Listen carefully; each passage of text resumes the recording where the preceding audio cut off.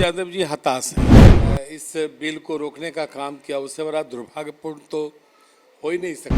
उन्हें डर लग रहा है कि देश की महिलाएं जाग चुकी है।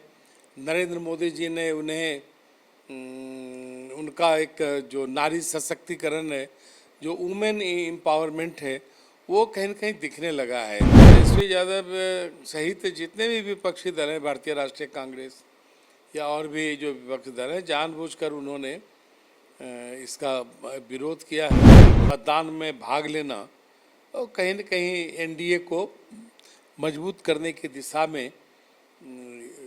यह एक बड़ा कदम है।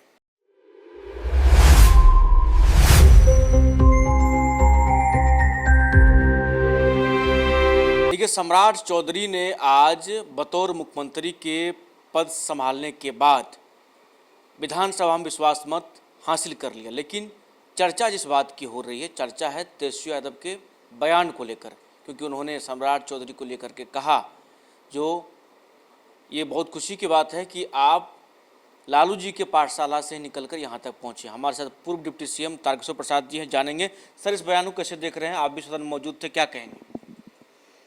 नहीं, उसका जिस प्रकार से श्री तेजस्वी यादव जी ने इस तरह की बातों को कहा है, माननीय मुख्यमंत्री जी ने काफ़ी सटीक उसका उत्तर भी दिया। और देखिए, तेजस्वी यादव जी हताश हैं। वो जिस प्रकार से अपने पिताजी को एक पाठशाला का रूप, एक संस्थान के रूप में उन्हें दर्शाना चाहते हैं, और वास्तव में सच कहा जाए तो श्री लालू प्रसाद जी स्वयं जब मुख्यमंत्री बने, उसमें श्री नीतीश कुमार जी की बड़ी भूमिका रही है। और प्रथम बार सरकार जो बनी, उसमें कहीं न कहीं वो किनका दरवाज़ा नहीं छाना। जी, एक्चुअली सर ये भी है, जो महिला बिल को लेकर के आप कैसे देखते हैं, क्योंकि कांग्रेस और महागठबंधन के लोगों का कहना है जो चुनाव था तमाम जगह पर, इसीलिए आप लोग इस बिल को ये कर रहे थे, कैसे देखते हैं? क्या चुनाव के मद्देनजर या फिर महिलाओं को अधिकार आप लोग दिलाना चाह रहे थे, ये लोग रोक रहे थे? अरे देखिए, जिस प्रकार से महागठबंधन ने इस बिल को रोकने का काम किया, उससे बड़ा दुर्भाग्यपूर्ण तो हो ही नहीं सकता। महिलाओं की जो भागीदारी हमारे यशस्वी प्रधानमंत्री जी ने सुनिश्चित करने का जो एक संवैधानिक दायरे में बिल को लाया था, लेकिन जानबूझकर विपक्ष ने इसका विरोध किया, क्योंकि उन्हें डर लग रहा है कि देश की महिलाएं जाग चुकी है।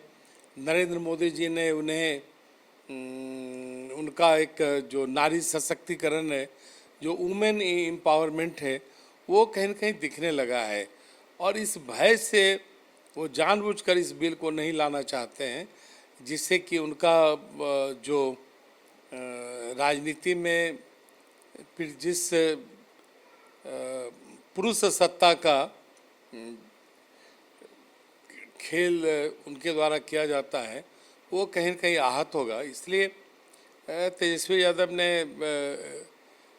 यादव सहित जितने भी विपक्षी दल हैं, भारतीय राष्ट्रीय कांग्रेस या और भी जो विपक्षी दल हैं, जानबूझकर उन्होंने इसका विरोध किया है, क्योंकि बिल पारित होने से महिलाएं जिस प्रकार से श्री नरेंद्र मोदी जी एवं श्री नीतीश कुमार जी की जो सरकार राज्य में रही, और जिस प्रकार से वुमेन एम्पावरमेंट को हमारे प्रधानमंत्री जी और पूर्व मुख्यमंत्री जी ने एम्पावर्ड किया, उससे कहीं न कहीं इनके मन में एक बेचैनी है, और इसलिए इस बिल का विरोध किया है। और यह दुर्भाग्यपूर्ण है। इसको किसी राजनीति से जोड़ने की ज़रूरत नहीं है। ये जानबूझकर इसको दूसरे तरीके से कहकर इसे विवाद में डालना चाहते हैं, जबकि हमारी सरकार की कोई ऐसी मंशा नहीं रही है। पश्चिम बंगाल का चुनाव तो हम सब जीतेंगे ही। पश्चिम बंगाल में जिस प्रकार से ने सुश्री ममता बनर्जी ने जिस प्रकार से वहाँ शासन चलाया है, केंद्र सरकार की कई महत्वपूर्ण योजनाओं को लागू नहीं किया है। इससे तो वहाँ के जो मतदाता हैं वो आक्रोशित हैं ही।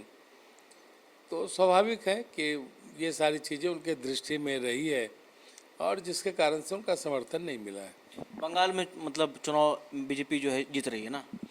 निश्चित तौर पर जिस प्रकार से पश्चिम बंगाल की माताएं बहनों ने अपने मतदान में भागीदारी सुनिश्चित की है, यह एक संदेश तो निश्चित तौर पर गया है कि महिलाओं का बड़ी संख्या में